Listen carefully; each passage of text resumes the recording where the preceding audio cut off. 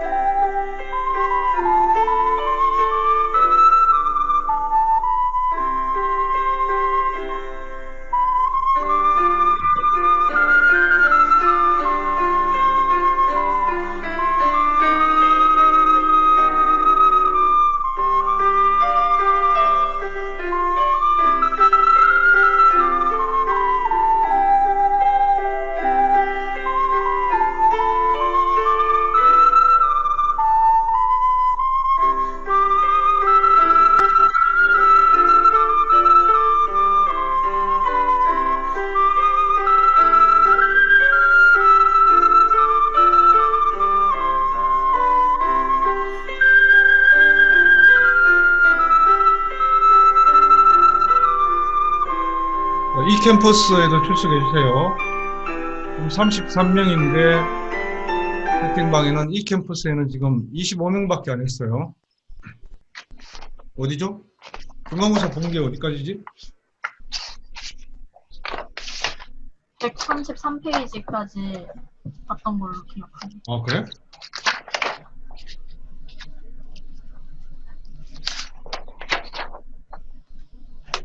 아, 판결의 효력하고 제3자 다 봤습니까? 그럼 무효 확인 소송부터 시험 범위가 들어가는 건가? 134페이지부터? 맞습니다.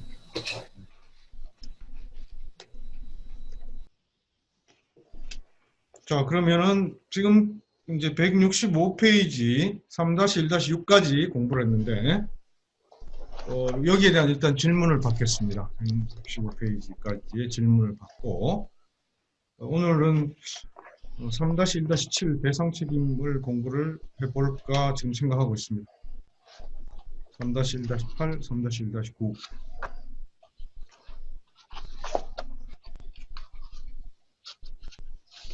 이제 먼저 질문해도 될까요? 네. 그 당사자 소송 주석 부분에 있어서 147페이지 14번 판례인 조합 설립 부존재 확인 판례에서 질문이 있는데요. 네.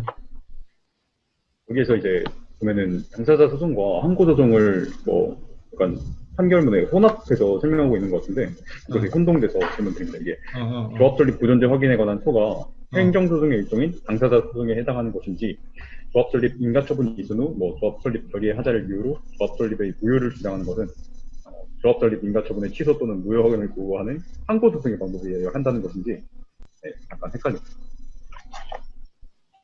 조합 설립 인가 처분이 있은 다음에는 조합 설립 인가 처분의 취소 혹은 조합 설립 인가 처분 무효 확인 소송으로 해라는 거죠. 만약 인가 처분이 있기 전이라면 당사자 소송 형태로 뭐 조합 설립 결의 무효 확인 해소 이런 걸 해야 되는 거고. 처분이 있기 전과 후로 당사자 그렇죠. 소송과 그런 항고 그렇죠. 소송이 아닌다는 거. 네네. 네, 알겠습니다. 감사합니다. 네. 동영상에서 설명을 했지만은 지금 당사자 소송의 범위를 굉장히 확대하는 경향이 있어요. 종전에는 민사소송으로 봤던 부분을 지금 다 당사자 소송으로 보고서 1심에서 민사법원에서 처리한 거 전속관할 위반이다 라는 것으로 지금 처리하는 그런 경향으로 흐르고 있습니다. 판례가. 네. 네, 추가적으로 용어에 대해서 질문 드려도 될까요? 그 11번 판례에 수분양권 존재 확인 등에서 약간 분양권하고 수분양권하고 이게 개념이 살짝 혼동돼서 원칙적으로 수분양권이 맞죠. 수분양권이 맞는데 그냥 분양권이라고도 하기도 해요. 네. 그러니까 이게 숫자를 이렇게 앞에 붙여놔서 분양자는 분양하는 회사고 수분양자는 분양받은 사람이고 그래서 수분양권이라고 하는 거죠. 같은 개념으로 쓰이고 있습니다. 네. 아, 그러면 이제 분양받을 권리를 수분양 권리라고 그렇지. 한다는 말씀이시죠? 네. 네. 네, 알겠습니다. 추가적으로 더 질문 드려도 될까요? 그 160페이지에 저기 동영상을 좀 수정하시겠다고 말씀하신 침해 수용 유사적 이게 그러면 공공 필요에 의한 행정자금이 위법하다는 것이 확실치 않으면은 이게 어떻게 되는 건가요? 이게 분류가 뭐 위법했을 때 손해배상으로 판정을 하는 건가요? 아니면 살짝 여기가 좀 헷갈려서 질문드려요. 그 적법성이 인정된 경우에도 보상으로 갈 수 있고 만약에 위법이 인정된 경우라면은 배상으로 가야 되는 거잖아요. 그죠? 네. 네. 그래서 이게 뭐 행정작용이 위법한 경우에 침해의 수용 유사적 보상이라는 것은 있을 수가 없는 거니까. 그래서 위법성이 확실치 않으나 이렇게 내가 이제 어중간하게 좀 표현을 했습니다. 사실은. 사실은 이 손실보상과 손해배상의 중간 영역 부분은 첫 번째 부분은 수용적 침해 보상은 간접 손실 보상으로 해결되고 세 번째 있는 희생 보상은 개별 법률의 인과관계 입증을 완화해서 특별한 희생의 범위를 확장시켜서 인격적 법익에 대한 침해도 보상하는 걸로 정리가 되죠. 결국은 남아있는 것은 수용유사 침해 보상, 침해 수용유사적 보상이나 결과제거 청구권인데 그 침해 수용유사적 보상은 이게 좀 애매한 거예요. 결과제거 청구권은 뭐 비교적 명백한데 그래서 이 부분은 사실은 실무상에서 이렇게 뭐 분류해서 보는 것이 아니고 이론적으로 볼 때 이 중간 영역이 있을 수도 있지 않느냐라고 뭐 다른 교과서들에서 설명하고 있는 그런 내용들입니다. 사실 나는 이 설명이 사실 좀 마땅치는 않아요. 네. 자, 그럼 165페이지 배상 책임 부분 강의를 하겠습니다. 지금까지 이제 배상 책임 요건에 관해서 이제 세부적으로 봤고, 이런 요건이 성립됐을 경우에 이제 배상을 해야 되는데, 이때 배상 책임의 성질을 왜 보느냐 하면은, 헌법 29조 1항 단서에 불법 행위를 한 공무원 자신의 책임은 면제되지 않는다라고 되어 있어요. 자, 그러면 이 배상 책임이라는 것은 불법 행위, 위법한 직무 집행을 한 공무원을 대신해서 국가가 배상해 주는 거잖아요. 그죠? 이 국가 배상 책임과 위법한 직무 행위를 한 공무원 자신의 책임과의 관계가 어떻게 되느냐. 특히 공무원 자신의 책임이 면제되지 않는 경우에 그리고 면제되지 않는다고 해놓고서는 공무원에게 경과실이 있는 경우는 공무원은 구상 책임을 지지 않는다라고 하고 있죠. 그죠? 그래서 이 부분 해석과 관련해서 이게 어떻게 조화롭게 배상 책임의 성질을 이해해야 되느냐라는 부분입니다. 그래서 학설은 대위 책임설, 자기 책임설, 중간설, 절충설 등이 있습니다. 대위 책임설이라는 것은 피해자 보호를 위해서 국가가 대신 부담한다는 것이다. 자기 책임설은 법적 효과가 국가에 다 기속된다. 공무원의 고의 과실도 필요 없다. 국가 경영상의 과실, 조작 과실의 개념으로서 그냥 법적 효과가 국가에 기속되기 때문에 국가가 당연히 스스로 책임지는 것이다. 대위 책임설은 공무원에 대신해서 피해자를 보호하기 위해서 국가가 책임져 주는 것이라는 뜻이고, 자기 책임설이라는 이건 국가가 당연히 자기가 알아서 책임져야 되는 것이다. 공무원의 행위 이퀄 국가의 행위니까. 중간설은 경과실은 국가 자기 책임이지만 고의 중과실은 대위 책임이다. 절충설은 경과설은 국가 자기 책임인데 고의중과실은 개인 책임이긴 하지만 직무 외형을 갖춘 경우에만 국가의 자기 책임이다. 판례는 제한적 긍정설이라고 해서 학설의 절충설에 입장했습니다. 이다희 어디 갔어요? 교수님, 제가 지금 회사라서, 아, 그래? 네. 말을 할 수가 없어? 오케이. 이성권. 말할 상황이 아니야? 광명인도 똑같아? 공장처에 있는 사람이 이렇게 많네. 양윤정. 네. 196페이지 사실관계 한번 읽어봅니다. 23번 판례. 교수님, 제가 법학개론으로 책을 잘못 가져와서 지금 책이 없어요. 죄송합니다. 그래? 그래서 이걸 공유를 해줄까 그러면? 자, 화면 공유 됩니까? 네. 양윤정 한번 읽어봐 그러면.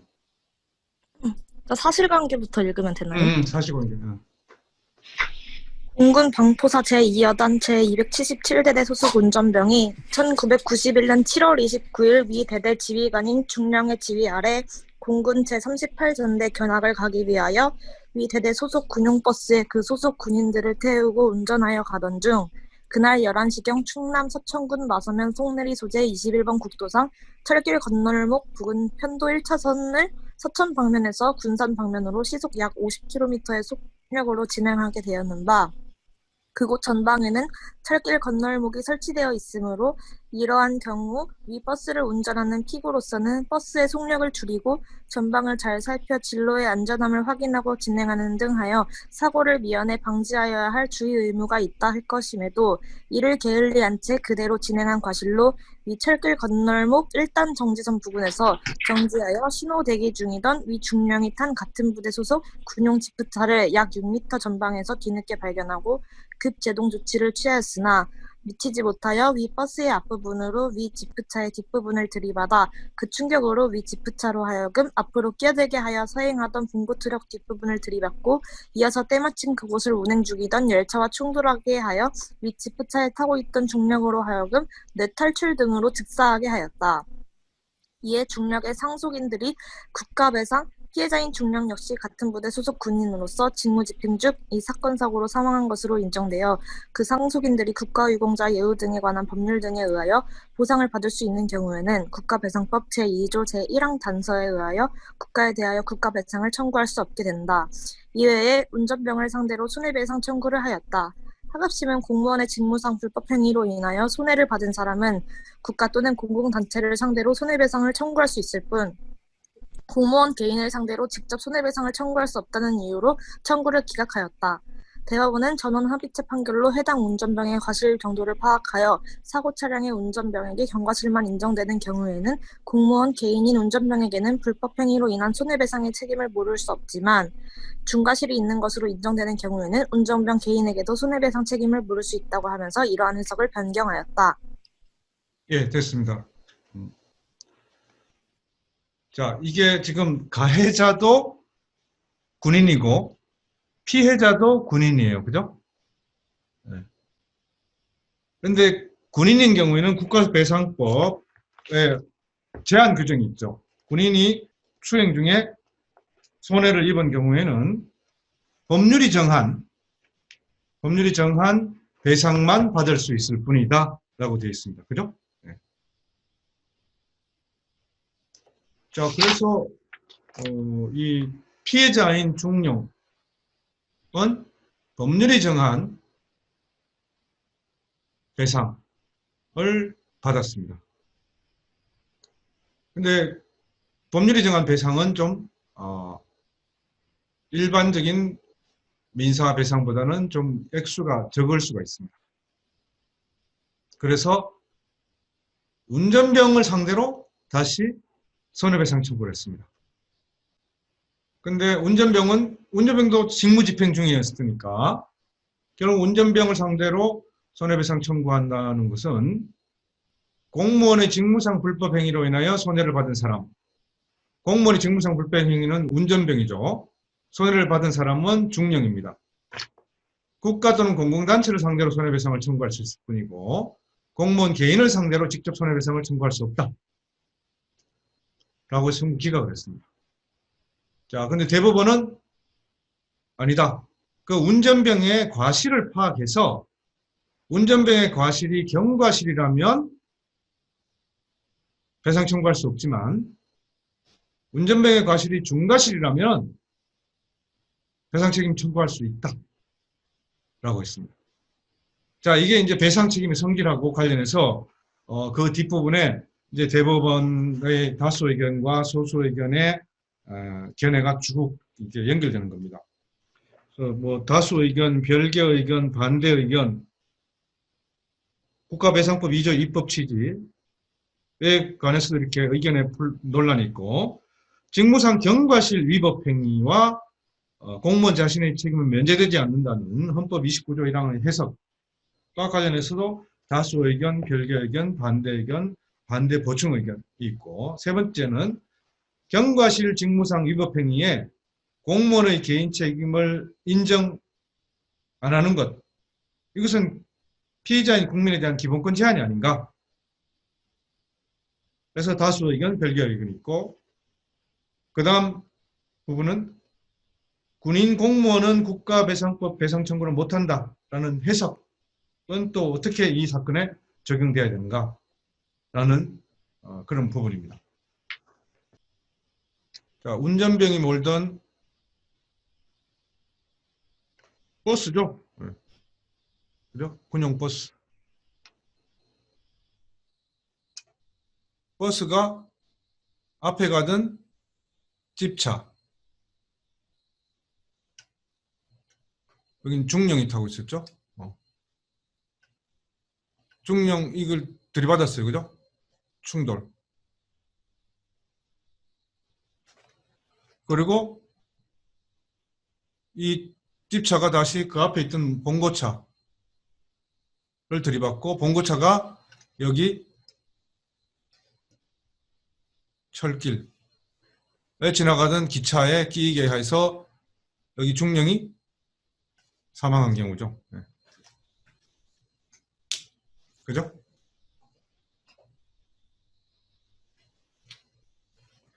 가해자도 군인이고 피해자도 군인이고 또 어떤 경우입니까? 직무 수행 중이다.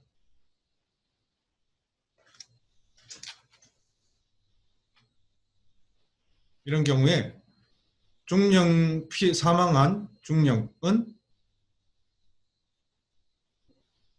국가배상법의 제한 규정에 따라서 법령이 정하는 바에 의한 배상밖에 받지 못한다.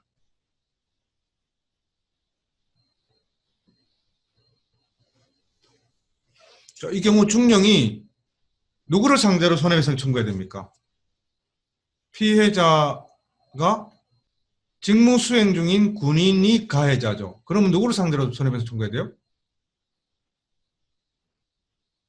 가해자가 직무 수행 중인 군인이라 그러면 이건 누구의 행위로 본다고? 국가예요. 국가의 행위로 본다는 거지, 국가. 그죠? 예. 그래서 피해자는 국가에 대해서 손해배상 청구를 해야 되지. 그죠? 가해자가 직무 수행 중이고 가해자가 뭐 경과실 이런 경우라면은 가해자 개인에 대해서는 손해배상 청구를 할 수 없죠. 이게 경과실이 아니고 중과실이다.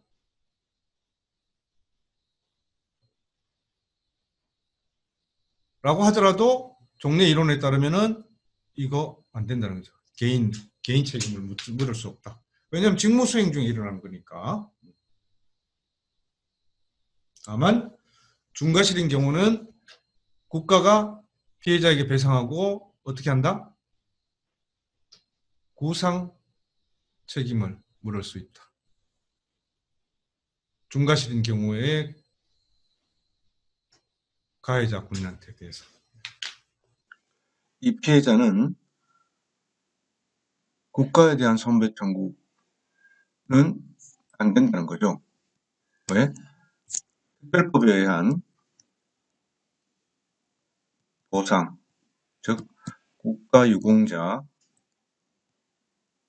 혹은 보훈 대상자에 의한 보상 이외에는 이중 배상이 제한된다는 겁니다. 그래서 이중령 피해자는 국가유공자 보훈 대상자 이외에 이 직접 운전병 가해자를 상대로 손해배상 청구를 할 수 있는가 그 문제입니다. 이와 관련된 것은. 그런데 종래는 특별법에 의한 보상 이외에 다른 배상 청구도 제한되고, 그다음 국가배상 청구도 제한되고, 운전병인 가해자도 직무 수행 중에 일어난 사고, 경과실 혹은 중과실의 사고이기 때문에 국가에 대한 배상 청구도 제한되는 것이죠. 결국은 이 피해자인 중령은 특별법에 의한 보상 밖에는 받지 못하게 되니까 그 액수에 불만이 있어가지고 손해배상 청구를 따로 했습니다. 근데 대법원은 이 경우에 경과실인지 중과실인지 여부를 살펴서 개인 배상 청구를 할 수 있도록 그렇게 새로 견해를 바꾼 것입니다. 교수님 혹시 그 질문 있는데 음. 그러면 아까 판례에서 중과실일 경우 개인 책임을 물 수 있다라고 하면은 지금 165페이지에 나와 있는 절충설에 더해서 이제 직무 외형을 갖춘 경우에도 자기 책임이다라고 말할 수 있는 건가요? 직무 외형을 갖춰도 그렇죠. 중과실일 경우는 개인 책임이 질 수 있다라고 그렇죠. 조금 더 확장됐다라고 볼 수 있는 감사합니다. 그래서 165페이지 두 번째 문단을 보면 헌법 29조 1항 단서의 공무원 자신의 책임은 면제되지 않는다는 의미에 대해서 판례는 공무원이 직무 수행 중 불법 행위로 타인에게 손해를 입힌 경우에 국가가 국가배상 책임을 부담하는 외에 공무원 개인도 고의 또는 중과실이 있는 경우에는 불법 행위로 인한 손해배상 책임을 진다. 그렇지만 공무원에게 경과실일 뿐인 경우에는 공무원 개인은 손해배상 책임을 부담하지 않는다. 라고 해석하는 것이 이 헌법 29조 1항 본문과 단서 국가배상법 2조의 입법 취지에 조화되는 올바른 해석이다. 라고 이제 이 판례 이후에 이제 변경된 거예요. 예. 그리고 배상 기준에 관해서는 국가배상법 3조 2 규정은 하나의 기준일 뿐이고 이 기준으로서 배상액의 상한을 제한할 수 없다라고 하고 있습니다. 자, 그 다음에 이제 또 문제가 경과실 공무원이 피해자에게 배상한 경우에 경과실 공무원은 사실은 국가가 자기 책임을 지고 국가가 배상하고 국가는 경과실 공무원에 대해서 구상할 수 없죠. 그죠? 그러니까 경과실 공무원은 아무 책임이 없어. 국가가 대신 물어주고 그 대신이라는 표현이 이상한데 국가가 국가 행위다. 경과실 공무원까지 자기 책임으로 한다 하면은 공무원이 아무 일도 못 한다는 거지. 그죠? 요즘 적극적 행정 강조하는데 적극적 행정이 이루어지려면 공무원이 적극적으로 여러 가지 대국민 봉사, 대국민 행정을 해야 되잖아. 그런 경우에는 경과실이 있을 수밖에 없다는 거죠. 그런 경우 국가가 공무원, 적극적 행정 행위를 한 공무원을 보호해줘야 된다는 거죠. 그래서 경과실 공무원은 구상 책임이 없어요. 그런데 모르고 경과실 공무원이 피해자한테 배상을 했어요. 이런 경우는 사실은 제3자의 변제, 이해관계 있는 제3자의 변제 혹은 도의관념에 적합한 비체 변제라는 개념이 있습니다. 채무가 없는 변제죠. 그죠? 에 해당하여 피해자는 공무원에게 이를 반환할 의무가 없고 피해자는 국가 배상 청구권이 소멸했으며 공무원은 국가에 대해서 구상권을 가진다라고 지금 정리되고 있습니다.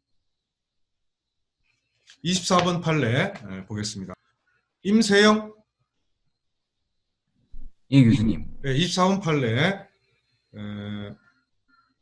두 번째 문단부터 먼저 봅니다. 읽어봅니다. 네. 보건인 가백의 치료를 받던 을이 사망하자 을의 유족들이 갑 등을 상대로 손해배상 청구의 소를 제기하였고 갑의 의료 과실이 인정된다는 이유로 갑 등의 손해배상 책임을 인정한 판결이 확정되어 갑이 을의 유족들에게 판결금 채무를 지급한 사항에서 갑은 공무원으로서 직무 수행 중 경과실로 타인에게 손해를 입힌 것이어서 일과 유족들에 대하여 손해배상 책임을 부담하지 아니함했고 을의 유족들에 대한 패소 판결에 따라 그들에게 손해를 배상한 것이고 이는 민법 제744조의 도의관념에 적합한 비치변제에 해당하여 일과 유족들의 국가에 대한 손해배상 청구권은 소멸하고 국가는 자신의 출연 없이 채무를 면하였으므로 갑은 국가에 대하여 변제 금액에 관하여 구상권을 취득한다. 예. 공중보건이 공무원이죠. 네. 치료하다가 사망했습니다.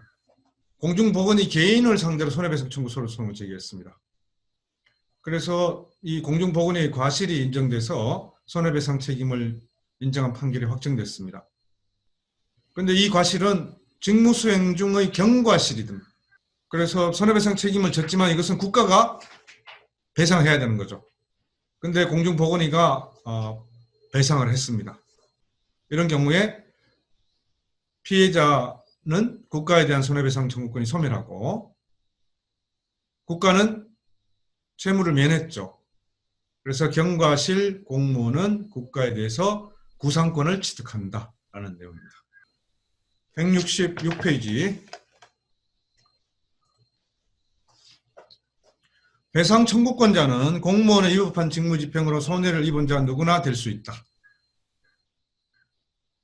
그러나 군인은 이중배상의 제한을 받는다. 군무원, 경찰, 공무원, 향토예비군 대원 마찬가지입니다. 전투경찰대원은 이중배상 제한되고 공익근무요원은 포함되지 않는다고 보고 있고 전투훈련 등 직무집행과 관련한 전사, 순직, 공상 혹은 일반 직무집행도 해당된다고 보고 본인 또는 유족이 다른 법령의 규정에 의해서 보상을 받은 경우에만 제한된다. 다른 법률에 의한 보상금 청구권이 시효 소멸돼도 적용이 된다. 그래서 군인의 경우에 군인 경찰의 경우에는 이중배상이 제한된다. 국가 배상만 받을 수 있을 뿐이다. 그래서 개인 책임, 개인 배상은 안 된다는 거죠. 그 다음 이제 또 재밌는 문제가 있는데 국가와 일반 사인의 공동불법 행위로 다른 군인 등에게 손해를 입히고 그 사인이 피해자 군인에게 배상한 경우 사인은 국가에 대해서 구상권을 행사할 수 없다. 자, 이것도 좀 재밌는 사례인데요. 자, 25분 이제 사실관계를 먼저 보겠습니다. 25분 주석. 송준엽이 거의 공공장소인가? 네, 그렇습니다. 김도영은? 네. 읽을 수 있어? 네, 읽을 수 있습니다. 199페이지 25번 판례 위 첫 번째 문단 사례. 부산 등록 트럭이 부산지방경찰청 부산진경찰서 부암 2파출소의 공무용으로서 위 파출소 소속 의무경찰대원 갑이 운전하던 오토바이와 충돌하여 오토바이 뒷좌석에 타고 있던 의무경찰대원 을이 상해를 입었고 트럭의 보험회사는 을에게 치료비 및 합의금으로 금 4,733만 원을 지급하였다. 그리고 국가를 상대로 갑의 과실 부담 부분 상당의 상환을 구하는 구상금 청구를 하였다.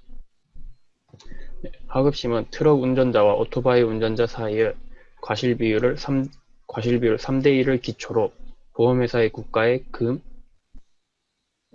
1,183만 2,500원의 구상권을 인정한 다음 이 사건 사고의 피해자 을은 파출소 소속 의무경찰대원으로서 순찰 업무를 수행하던 중 상해를 입은 것으로 국가로부터 재해보상금, 유족연금, 상해연금 등의 보상을 지급받을 수 있었기 때문에 국가배상법 제2조 제1항 단서에 따라 국가에 대하여 국가배상법 또는 민법에 의한 손해배상 청구권을 할 수 없었으므로 보험회사의 국가에 대한 구상권도 인정될 수 없다는 국가의 주장에 대하여 민간인이 직무집행 중인 군인이나 경찰 공무원과의 공동 불법 행위로 직무집행 중인 다른 군인이나 경찰 공무원에게 공상을 입혀 그 피해자에게 손해를 배상한 경우에도 공동 불법 행위자인 군인 등의 귀책 부분에 관하여 국가에 대하여 구상권을 행사할 수 있다는 이유로 이를 배척하였다. 자, 여기까지가 이제 학업심 부분인데, 공동 불법 행위가 돼서 민간인하고 군인하고 공동으로 불법 행위. 그래서 직무 집행 중인 다른 군인이 공상을 입었다. 그런데 민간인이 배상을 다 했다. 그런데 군인 기책 부분이 있죠. 네. 과실 비율이 있으니까 3대 1이었죠. 여기는 3대 1. 그래서 25%, 4분의 1이니까 25%에 관해서 국가에 대해서 구상권을 행사할 수 있는 거 아니냐. 166페이지. 예. 국가와 일반 사인의 공동불법 행위로 다른 군인에게 손해를 입히고 그 사인이 피해자인 군인에게 배상한 경우 사인은 국가에 대해서 구상권을 행사할 수 없다. 공무원, 갑, 사인, 을이 공동으로 불법 행위를 해서 전투훈련 등 직무 집행하고 있는 군인, 병에게 1,000만 원의 손해를 입혔습니다. 갑과 을의 과실 비율이 50%입니다. 사인, 을이 1,000만 원 전액을 배상했습니다. 그리고 자기 비율은, 자기 과실은 50%밖에 안 되니까 500만 원은 국가가 책임져라 라고 국가에 대해서 구상권을 인정하게 되면 결과적으로 군인, 병의 입장에서 보면은 사인, 을로부터 500만 원, 국가로부터 500만 원을 배상받게 되는 것이다. 그래서 국가로부터 받은 500만 원은 이중배상 제한에 위반되는 것이다. 이중배상을 받을 수 없다는 거죠. 군인의 경우에. 교수님, 그러면 의도치 않게 돈을 더 지급해도 그 돈을 돌려받지 못한다라는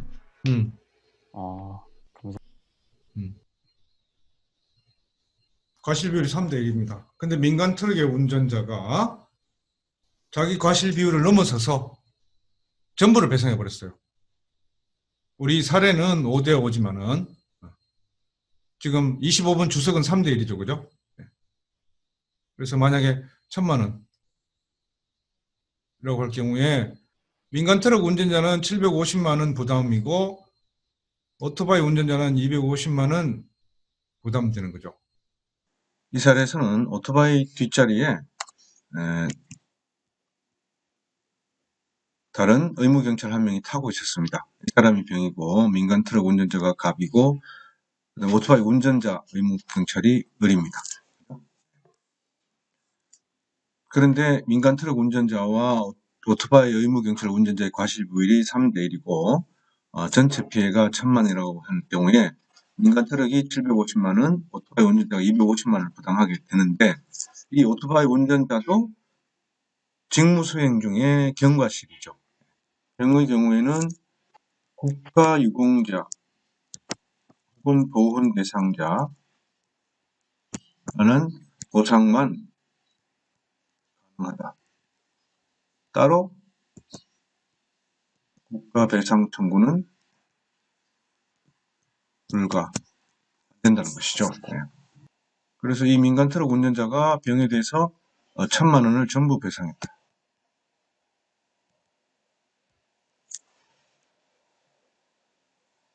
그리고 국가에 대해서 구상 청구를 한 거죠. 250만 원. 의무경찰의 과실에 대해서. 그런데 경과실은 배상 책임이 개인 배상 책임은 없고 또 국가가 구상 청구를 할 수도 없고 그렇다면은 국가가 구상을 해준다는 뜻은 이런 경과실 책임 면제 국가 배상 청구 불가라는 것과 배치된다는 것이죠. 그래서 이런 경우에는 구상할 수가 없다는 그런 뜻이 되겠습니다. 자, 그리고 교재. 배상 청구권은 손해 및 가해자를 안 날로부터 3년, 가해 행위가 있었는 날부터 5년이죠. 5년. 국가에 대한 청구권이니까. 배상 청구권의 양도 압류가 금지됩니다. 자, 그럼 공무원의 구상 책임. 손해를 배상한 국가의 해당 공무원에 대한 구상 청구인데 배상 책임의 성질에 따라 견해가 달라지나 판례는 경과실의 경우 구상 책임이 면제되고 고의 중과실의 경우만 구상 책임이 있다고 한다. 구상권의 범위는 당해 공무원의 직무 내용, 당해 불법 행위의 상황, 손해 발생에 대한 당해 공무원의 기여 정도, 당해 공무원의 평소 근무 태도, 불법 행위의 예방이나 손실 분산에 관한 국가지방자치단체의 배려의 정도 등 재반 사정을 참작하여 손해의 공평한 분담이라는 견지에서 신의칙상 상당하다고 인정되는 한도 내이다. 자, 이게 이제 구상 책임이도 제한된다는 겁니다. 구상 책임도. 피해자의 국가배상 청구권이 시효 소멸되어서 국가의 소멸시효 완성 주장이 신의 성실의 원칙에 반하는 권리 남용으로 인해서 배상 책임을 이행하는 경우가 있겠죠. 그죠? 소멸시효 완성이 국가가 피해자인 국민을 보호하는 입장에서 소멸시효 완성을 주장하는 것은 신의 성실의 원칙에 반한다는 판례가 있다 그랬죠. 그래서 사실은 배상 청구권이 소멸됐는데 이 국가가 소멸시효 주장하는 것은 신의 측에 반하는 권리 남용이다. 배상 책임해라. 라고 한 경우에 구상권 행사가 가능한가? 안 된다는 거죠. 국가의 소멸시효 항변이 권리 남용으로서 배척돼서 배상 책임을 인정한 경우에 실제로 소멸시효가 완성됐지만 그런 경우에는 국가가 해당 공무원의 구상권을 행사하는 것은 허용되지 않는다. 그런데 예외적으로 그 소멸시효 완성 주장이 권리 남용에 해당되게 된 원인 행위를 해당 공무원이 적극적으로 주도했다는 등의 특별한 사정이 있으면은 예외적으로 그 해당 공무원한테 구상 책임을 물을 수 있다는 것입니다. 자, 이상이 이제 배상 책임과 관련된 법리 그리고 구상 책임과 관련된 부분을 살펴봤고, 그럼 3-2번 부분은 공무상 자동차 운행으로 인한 손해배상 책임입니다. 공무 집행하면서 자동차를 운행해서 손해배상 책임이 있을 때는 국가배상법에 따라서 손해를 배상해야 된다. 자동차 손해배상 보장법에 따라서 배상 책임을 지는 것이죠. 그런 경우에는 운행자성을 판단하는데 운행 지배와 운행 이익으로 판단한다. 국가 등이 운행자일 것, 인적 손해일 것, 면책 사유가 없을 것, 공무를 위해서 관용차를 운행한 경우에 인정된다. 공무원이 공무를 위해 자가용을 운행한 경우에는 운행 경위와 운행 경로 등을 파악해서 제한적으로 인정합니다. 만약에 국가 등의 운행자성이 부정되는 경우는 공무원 개인은 경과실, 고의 중과실을 가리지 않고 자동차 손해배상상의 배상 책임을 지게 됩니다. 그러니까 국가가 공무상 자동차 운행으로 인한 책임을 대신 져주는 것인데 국가의 운행자성이 부인되는 경우에는 공무원 개인이 다 책임을 져야 되는 거죠. 그러니까 자동차 운행으로 인해서 손해배상을 지는 것은 민법상의 불법 행위가 돼서 당연히 손해배상 책임을 지죠. 불법 행위자, 가해자, 그죠? 그런데 자동차 운행으로 인한 손해배상은 그 배상 주체를 배상 의무자의 범위를 넓히고 있어요. 왜냐하면 자동차 사고라는 게 너무 빈번하게 일어나고 또 이 피해자가 많아지니까 그 배상을 좀 더 두텁게 해야 되겠다. 두텁게 하는 방법은 배상 의무자를 넓히는 거죠. 그래서 자동차 손해배상 보장법에 하면은 운행자로 인정이 되면은 배상 책임이 있다는 겁니다. 이 운행자는 직접 운전자는 당연히 배상 책임지는 거죠. 그죠? 그 다음에 자동차 소유자, 더 나아가서 관리자, 또 배상 책임이 있다는 겁니다. 배상 의무 범위를 넓히는 거죠. 그래야만 피해자를 두텁게 보호할 수 있으니까. 그죠? 그래서 이 직접 운전자 이외에 배상 의무자의 범위를 넓히는 이런 것들, 이런 거를 운행 지배와 운행 이익이 갖추어지는 경우에는 운행자로 인정한다는 거예요. 자동차 운행자. 운전자가 아니고 운행자. 운전자는 당연히 책임을 지고 자동차 운행자. 그 자동차의 운행의 지배를 가지고 있고 운행에 이익이 있는 자도 배상 책임을 지운다는 그런 뜻입니다. 그래서 운행자성을 판단하는 것은 그 자동차와 관련된 소유자, 관리자 뭐 이런 것들이 책임을 진다는 거죠. 국가도 당연히 운행자성을 가지는 경우에 운행 지배와 운행 이익을 가지는 경우에는 국가가 자동차 손해배상보장법에 따라서 운행자로 인정된다는 거지. 운행자성이 부정돼서 국가가 배상 책임을 지지 않으면 운전자인 공무원이 책임을 다 져야 되는 거죠. 이건 경과실 뭐 고의 중과실 관계없이 다 책임을 져야 된다는 거죠. 자동차 손해의 경우는. 자, 그다음 이제 마지막으로 이제 공공시설 하자 손해배상 남았는데 요거는 이제 동영상으로 처리를 하겠습니다. 자, 끝내겠습니다. 감사합니다. 이 캠퍼스 출석한 사람은 이제 나가도 좋습니다. 감사합니다. 감사합니다. 감사합니다. 감사합니다.